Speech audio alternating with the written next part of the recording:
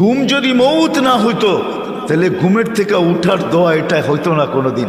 আলহামদুলিল্লাহিল্লাযী আহিয়ানা, প্রশংসা ওই আল্লাহর যিনি আমি মারা যাওয়ার পরে আমাকে পুনর্জীবন দিলেন, পুনর্জীবিত করলেন। প্রশংসা ওই আল্লাহ। বাদা মা আমাতানা, আমি কমপ্লিট হয়ে গেছিলাম, মৌত আমার হয়ে গেছিল, তুমি আমাকে আবার ফেরত দিছ। তাহলে ঘুমের থেকে উঠার দোয়া এটা কোনোদিন হতো না। আমার জাতি যদি এতটুক করত, কসম খোদার, আমি হাদিস দিতেছি, ফাইন তাবু ফানা হাবিবু, আল্লাহ বলতেছে তুই হাত উঠাইতে দেরি, আমি তোকে বন্ধু বানাইতে দেরি করি না, আমি বন্ধু হইতেও দেরি করি না, আমি রাজি হয়ে যাই, রাজি। এতটুক যদি করতো, একজনও তো এখানে নাই, জানি না মা বোনদের ভিতরে পাওয়া যাবে কিনা, যে ঘুমের সময় প্রত্যেক ব্যক্তি শুধু হাত দুটা উঠায় বলে আল্লাহ তওবা করে ঘুমাইতে চললাম। এতটুক যদি করতো, এতটুক, আল্লাহ তো এতটুকুই বলে ওয়াইন তাবু আনা হাবিবুহুম, আহলু যিকরি আহলু মাজালিসি আহলু শুকরি আহলু জিয়াদাতি আহলু তাআতি আহলু কিরামাতি আহলু মাহসিয়াতি লা আকনুতুহুম মির রাহমাতি ফাইন তাবু ফাআনা হাবিবুহুম। তওবা করতে দেরি, আমি বন্ধু বানাইতে দেরি, আমি বন্ধু বানায় আনি। এই উম্মতের জন্য তো ছিল, হায় হায় এই উম্মত যদি গুনাহ করো আল্লাহ বইলা চিৎকার দেয়, আল্লাহ বইলা গুনাহ করছে আর কইরার সাথে সাথে আল্লাহ বইলা চিৎকার দিছে, আল্লাহ কি করলাম, হায় হায় আল্লাহ জবাব দেয়, আলিমা আবদি আন্না লাহু রব্বা, বন্দা জানলো একজন রব আছে, গফারতু লা, তুই মাপ না চাইলে কি হবে, আমার নাম তো উচ্চারণ করলি, তোকে তো কিছু না কিছু দেওয়া উচিত, কি দিব তোকে, সবচেয়ে বড় প্রয়োজন যেটা ওইটাই মিটাইয়া দিতেছি, গফারতু লা, যা তোকে আমি মাফ করে দিলাম। আমার জাতি যদি এতটুকু করতো, একজনও তো পেলাম না যে আমি ঘুমের সময় তওবা করে ঘুমাইতে অভ্যস্ত, একজনও তো নাই, না যুবক না বৃদ্ধ। আল্লাহ ছোট জীবনটা দিয়া চায় আমরা যেন আল্লাহকে রাজি করি, আর আল্লাহকে রাজি করা বড় সহজ। অন্যের জন্য কিরকম আমি জানি না, কিন্তু এই উম্মতের জন্য বড় সহজ। আমি একটা হাদিস দিতেছি, হাদিসে কুদসি, আল্লাহর বাণী। এই উম্মত যখন ভাবে আর নিজেকে ভাবতে থাকে যে আমি বুঝি জাহান্নামী হয়ে গেলাম, আমার মনে হয় জান্নাত পাওয়া যাবে না, জাহান্নামী মনে হয় আমার ঠিকানা, এই ভাবনা ভাবতে দেরি, আল্লাহ চিৎকার দিতে দেরি করেন না, ফালাম্মা তায়াক্কানতা বিল বাওয়ার ওয়া যানানতা আন্নাকা মিন আহলিন নার মানাহতু ইলাইকা রিদওয়ানি ওয়াল্লাইতু ইলাইকা গুফরানি কুলতু লাকা লা তাহজান গফারতু লাকা যুনুবা ওয়াল আওসার ওয়া লিআজলিকা সাম্মাইতু নাফসি আল আজিজুল গফফার। ও বান্দা, চিন্তায় তুই মাথা ধরে বসা ফেললি আর নিজেকে জাহান্নামী ভাবতে শুরু করলি, আমি আমার রেজার চাদর দিয়ে তোকে ঢাকতে দেরি করি নাই, মাগফিরাতে ডুবাইতে দেরি করি নাই। ছুটে আইসা পিঠে হাত বুলাইতে থাকেন আর বলতে থাকেন চিন্তার কোনো কারণ নাই, সব গুনাহ মাফ করে দিলাম, তোর জন্যই তো আমি আজিজুল গফফার। আমার জাতি যদি এতটুকু করতো, উদ্দেশ্য তো আল্লাহকে রাজি করা, এই ছোট জীবনটার বিনিময়ে আর কিচ্ছু না। আল্লাহ রাজি হওয়া বড় সহজ। রাজি যদি না হবে, চলেন আমি হাদিস দেই, ওলামা আমার সাথে একমত হবে, আসসালা ইলা সালাতি কাফারা, এক নামাজের থেকে আরেক নামাজে পা দিতে দেরি, মধ্যবর্তী গুনাহ মাপ চাওয়া ছাড়া মাপ করতে দেরি হন না, করেন না। আল জুমাতু ইলাল জুমা, এক জুমার থেকে আরেক জুমায় মসজিদে পা দিতে দেরি, এক সপ্তাহের গুনাহ মাফ করতে দেরি করেন না। আর রমাদান হইলা রমাদান, এক রমজান থেকে আরেক রমজানের চাঁদ দেখা মসজিদে পা দিতে দেরি, 1 বৎসরের গুনাহ মাফ করতে দেরি করেন না। আল্লাহ আমাদের থেকে চান যে আমরা যেন আল্লাহকে রাজি করি। কিন্তু প্রশ্ন আমিও উঠায় দিলাম, আপনাদের মাথায়ও আসবে, রাজি কিভাবে করব? এই জন্যই তো আল্লাহ রসুল সাল্লাল্লাহু আলাইহি ওয়াসাল্লাম প্রত্যেক মানুষের জন্য ভিন্ন ভিন্নভাবে আদর্শ হয়ে আসছেন। নারীর জন্য আলাদা আদর্শ, যুবকের জন্য আলাদা আদর্শ, গরিবের জন্য আলাদা আদর্শ, প্রত্যেকের জন্য আদর্শ হয়ে আসছেন।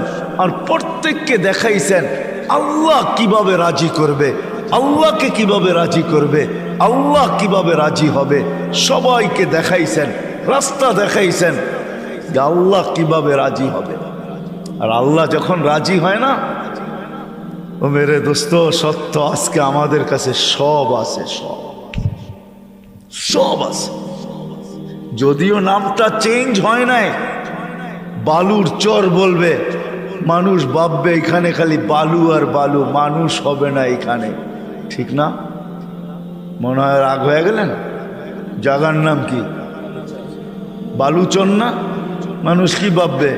শাব্দিক অর্থ দেখলে বালু আর বালু, এখানে কোনো মানুষ কিচ্ছু নাই। কিন্তু এইখানের বাড়িগুলার ভিতরেও দেখলে দেখবেন কোনো জিনিসের অভাব নেই। এমনও বাড়ি আছে বড় বড় শোরুম পর্যন্ত, ওকে দেখলে লজ্জা পাবে, বলবে এত মাল তো আমার কাছেও নেই। রাগ হয়ে গেলেন? হ্যাঁ হ্যাঁ, সব আছে,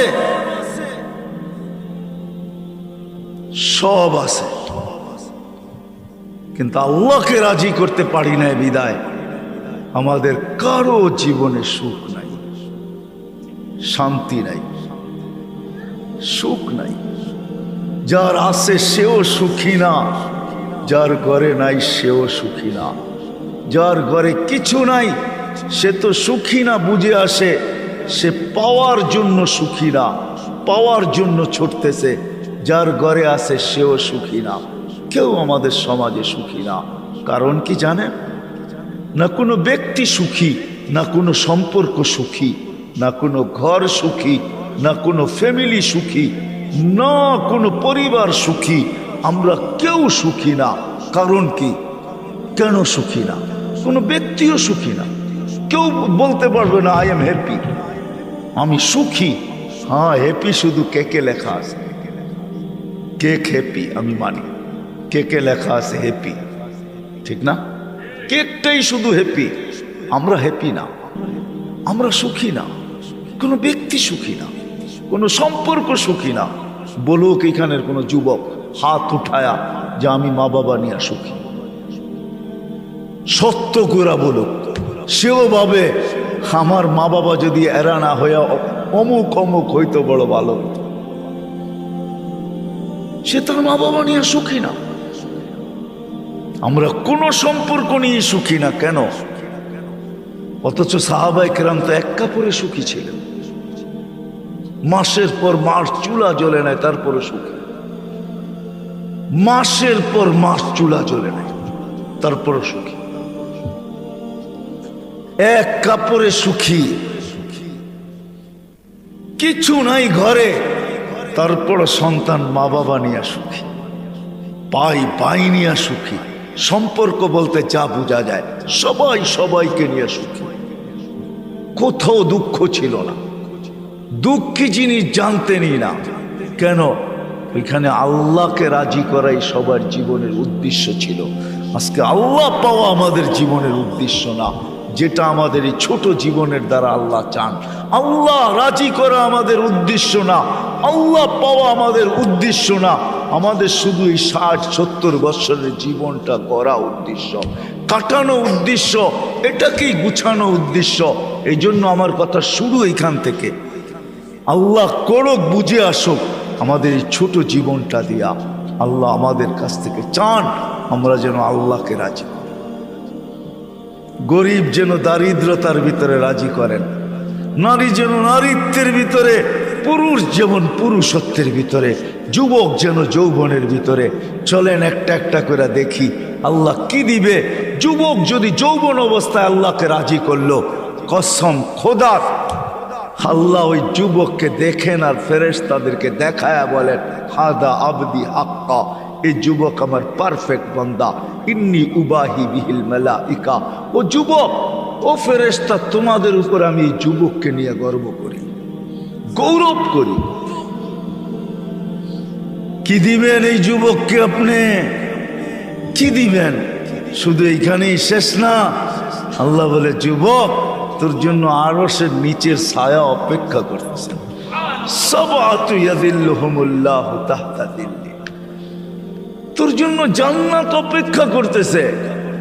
তুই যুবক, যৌবন দিয়েই তোকে জান্নাতে দিব, সব আশা ওইখানে পুরাবো। হায় হায় মেরে দোস্ত, সত্য এটাই। সাহাবায়ে কেরামও আমাদের চেয়ে বুদ্ধিমান কম ছিলেন না। আমরা ভাবি ওনারা বোকা ছিলেন, আমরা বুদ্ধিমান, ঠিক না? না না না না, ওনারাই বুদ্ধিমান ছিলেন, আমরাই বোকা। ওনারা অসাধারণ বিদ্যা। আপনাদেরকে দুই চারটা আমি দেখাই। যারা মেঘকে ডাইকা বৃষ্টি বর্ষণ করাইতে পারতেন, তারা কি দুনিয়াটাকে উন্নতি করতে পারতেন না? আপনার বিবেক কি বলে? হ্যাঁ, আপনি বিবেক থেকে বলতেছেন তো? যারা মেঘকে ডাইকা বৃষ্টি বর্ষণ করাইতে পারতেন, তাদের ইচ্ছা মতো বর্ষিত হতো, তারা কি দুনিয়াটাকে বানাইতে পারতেন না? হ্যাঁ হ্যাঁ, যারা হাতের ইশারায় অগ্নিগিরিকে পাহাড়ে আবদ্ধ করতে পারতেন, যাদের ইশারা অগ্নিগিরি বাঁধতে বাধ্য, তারা কি দুনিয়াটাকে উন্নত করতে পারতেন না? যারা 3000 কিলোমিটার দূর, উইদাউট 3000 কিলোমিটার দূর, উইদাউট কোনো টেকনোলজি ছাড়া, ইথারকে অধীন করে, ইথারকে অধীন করে কথাকে পৌঁছাইতে পারতেন, ছবিকে পৌঁছাইতে পারতেন, দেখাইতে পারতেন, ওরা কি দুনিয়াটা উন্নত করতে পারতেন না? আমি তো এই পাহাড় এখনো চিনি, যার পাহাড় সমান সাইনবোর্ড লাগানো আছে, বন্দর আব্বাস, ইরানের শহর, যেটা মদিনা মুনাওয়ারার থেকে 3000 কিলোমিটার দূরে। আমিরুল মুমিনিন জুমার দিন মেম্বরে দাঁড়ায়া সেনাপতিকে বলতেছে, এই পাহাড়টা আগে সামলা। ওটা তো এখনো রাখা আছে। চলেন আমি আপনাকে দেখায় নিয়ে আসবো। যারা টোকা দিলে ভূমিকম্প ভাগতে বাধ্য হইত, যারা চিঠি দিলে দরিয়ায় নীল পানি আজও ছাড়তে বাধ্য। আমি তো একবার না 6 বার যেয়ে দেখা আসছি। যারা সমুদ্রের উপরে স্থলের মতো ঘোড়া দৌড়াইতে পারত, 27 কিলোমিটার দৌড়ায় যারা বাহরাইন স্বাধীন করছেন, 27 কিলোমিটার ঘোড়ার উপরে চড়া। যারা আটলান্টিকের উপরে ঘোড়া চালাইতে প্রস্তুত ছিলেন, নাইলে উকবা বিন নাফে, যার কবর আমি টিউনিসিয়া দেখা আসছি, উনি আটলান্টিকের পাড়ে যায় বলতেছে, বল ওই পারে কোনো মানুষ আছে কিনা, যদি থাকে এই সমুদ্র আমার জন্য বাধা না, আমি তো এর পিঠেও ঘোড়া চালায় চলে যাব। অথচ প্লেনে পার হইতে লাগে 8 ঘন্টা। ক্যাসেবলঙ্কা টু নিউ ইয়র্ক আমি দুইবার গেছি। মরক্কো, ক্যাসেবলঙ্কা টু নিউ ইয়র্ক 8 ঘন্টা টানা ফ্লাইট। এই পারের থেকে ওঠে ওই পারে নামে 8 ঘন্টা কন্টিনিউ চলে। আমি তো কোনো মিডিয়ার কথা বলতেছি না, পেপারের কথা বলতেছি না, আমি তো চোখে দেখার কথা বলতেছি। আমি 2 বার গেছি ক্যাসেবলঙ্কা, মরক্কো আমি 2 বার গেছি। ওই জায়গা আমার চোখে আমি 2 বার দেখছি, যেখানে এখনো মিনার বানানো আছে, 2টা লেখা আছে এটা ওই জায়গা যেখান দিয়া উকবা বিন নাফে রাদিয়াল্লাহু তাআলা আনহু আটলান্টিক ঘোড়া দিয়া পার হইতে চাইছিলেন। এখনো লেখা আছে, আরবিতে, ইংলিশে লেখা আছে। চলেন আমার লগে দেখায় দেখ। আল্লাহ পাওয়া আমাদের এই জীবনের উদ্দেশ্য। আর আল্লাহ এটাই বলতেছে, ওয়াজাত্তানি ওয়াজাত্তা কুল্লা শাই, আমাকে পাইলে সব পাওয়া যাবে। ফুত্তানি ফাতাকা কুল্লা শাই, আমাকে না পাইলে কিছুই পাবে না। গর্ত থাকবে, বাড়ি তো থাকবে, টাকা তো থাকবে, পয়সা তো থাকবে, সব কিছু থাকবে, কিন্তু সব জায়গায় শুধু শূন্য শূন্য শূন্য শূন্য শূন্য। আমার মনে আছে 2019-এ আমি ইংল্যান্ডের এক সিঙ্গারের সাথে আমি সময় লাগাইছি, তার নাম ইউসুফ। আগে কি নাম ছিল আমার জানা নাই, ইংলিশ নাম তো, অনেক বিদগুটে নাম হয় ওদের। তো আমার সাথে সময় লাগাইতেছিল, বড় নাম করা সিঙ্গার। আপনি বর্তমান ইউসুফ লেখা সার্চ দিলে ওকে পাবেন। তো বলতেছিল আমাকে, মুফতি সাহেব, এক একটা স্টেজ প্রোগ্রাম করতাম, পাউন্ড বৃষ্টির মতো পড়তে থাকতো, বৃষ্টির মতো পাউন্ড। হায়, যেখান দিয়ে হাঁটতাম মানুষ ছোঁয়ার জন্য পাগল ছিল, অটোগ্রাফ নেওয়ার জন্য মানুষ দাঁড়ায় থাকতো ঘন্টার পর ঘন্টা। মসজিদে বসে বলতেছে, তোমাকে আমি কসম খায়া বলি, মানুষ জানতো না আমার ভিতরটা কেমন শূন্য ছিল। আমার ভিতরটা শূন্য ছিল, এক অশান্তির আগুন আমার ভিতরে জ্বলতেছিল, কেউ জানতো না। সবাই ভাবতো আমি বড় সেলিব্রিটি, কিন্তু আমি জানতাম আমি কে।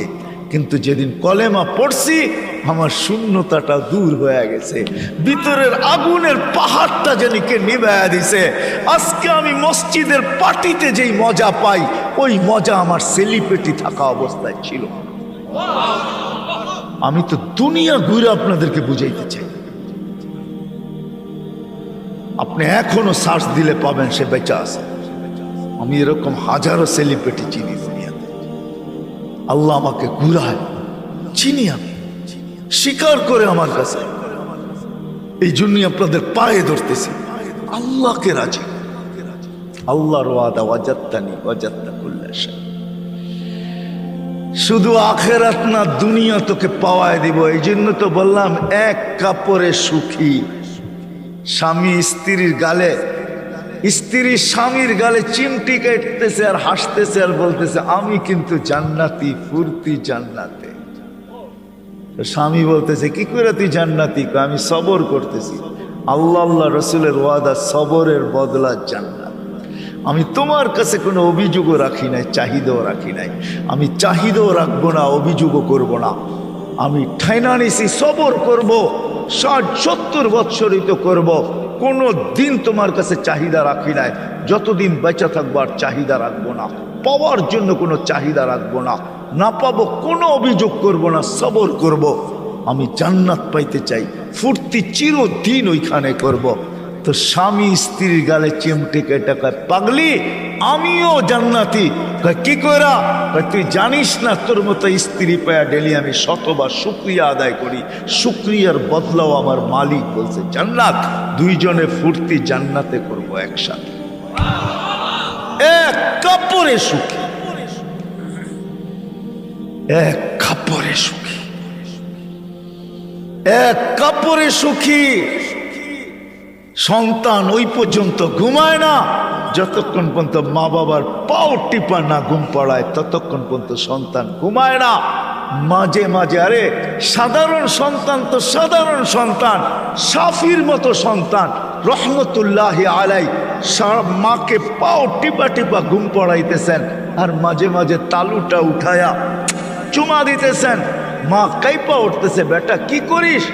কিচ্ছু করি না, আমার জান্নাতে চুমা দিয়া স্বাদ নিতেছি। সন্তান ওই পর্যন্ত ঘুমাবে না যত পর্যন্ত বাবার পাও টিপা ঘুম না পড়াবে।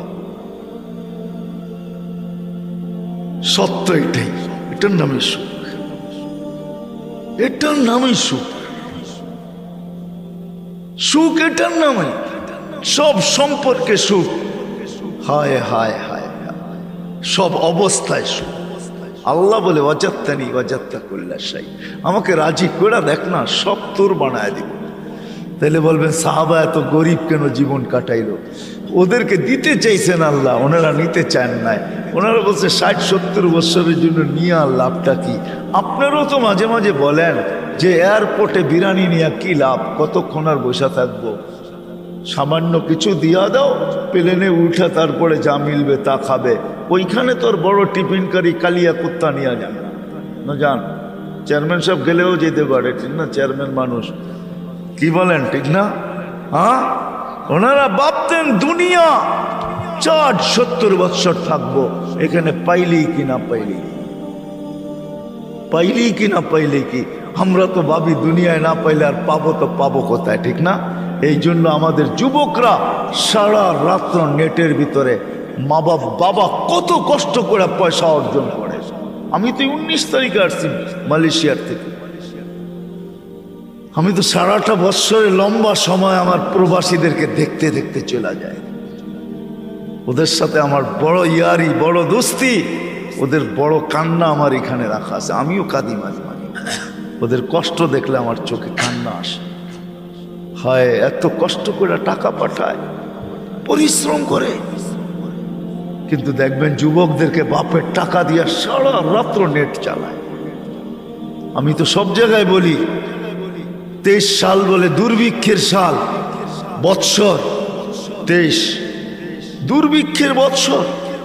আমার জাতি যদি শুধু নেটের পয়সাগুলা জমা রাখত, ইন্টারনেটে যা ব্যবহার করে আমাদের যুবক যুবতীরা, প্রত্যেক বাড়ির ডিশের যে পয়সাগুলা কি ফাও দেওয়া যায় লাগা, কত মাসে বিল, এখন ডিশের বিল কত? এই পয়সাগুলা যদি জমা রাখতো 1 বৎসরের, তাহলে আমার মনে হয় কসম খোদার দুর্ভিক্ষ এরকম 5 বার আসলো মনে হয় দেশে কোনো অভাব হতো না। আমি তো বলি গত 1 মাসে ফুটবলে হায় হায় হায়, রাগ হয়ে না যুবক, তোমাদের পায়ে হাত রাখে। জার্সি আর পতাকার পিছনে আর প্রজেক্টরের পিছনে যতটুকু পয়সা খরচ হয়েছে, ওটা যদি জমা রাখা হতো, পুরা দেশ না চলতে পারলেও সিরাজদি খানের মতো থানা 1 বছর চলতে পারত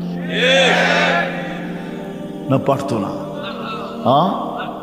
হায় হায়, এই জন্যই আমি শেষ জায়গায় চলে আসছি। আল্লাহ বেশি কিছু চান না, ছোট জীবনটার বিনিময়ে চায় আমাকে রাজি করে। আল্লাহকে রাজি করা চান, আল্লাহকে রাজি করা চান, আল্লাহকে রাজি করো। অজাত্তানি অজাত্তাকুল্লা শাই, আল্লাহকে রাজি হবে কি হবে না এটাও বলছে। উতলুবনি তাচিতনি, তুই আমাকে রাজি করার জন্য তালাশে নাম না, আমি যদি রাজি না হই তারপরে বলিস উতলুবনি তাচিতনি অজাত্তানি অজাত্তাকুল্লা শাই। ফাইন রাযিতা বিমা কাসসামতু লাক আরিহতু লাকা জিসমাকা ওয়া নাফসাক তাকুনু ইন্নী মাহমুদা। আরেক জায়গায় বলেন, তুই যদি আমাকে রাজি করলি তাহলে আমি তোকে রাজি করে ছাড়বো, তো চিত্তকে শান্তি দিব, তোকে শান্তি দিব। আল্লাহ চায় আমরা আল্লাহকে রাজি করি। কিভাবে করব? ওই পদ্ধতি নিয়েই মুহাম্মদুর রাসূলুল্লাহ সাল্লাল্লাহু আলাইহি ওয়াসাল্লাম আসছেন। যুবককে যৌবনে রেখা, নারীকে নারীত্বে রেখা, পুরুষকে পুরুষত্বে রেখা, ধনীকে ধনের ভিতরে রেখা। আপনি বলবেন এটা মানতে গেলে তো আমাকে ধন সম্পদ মনে হয় সব শেষ হয়ে যাবে। তাহলে আপনি ওমর রাদিয়াল্লাহু তাআলা আনহুর দিকে দেখেন,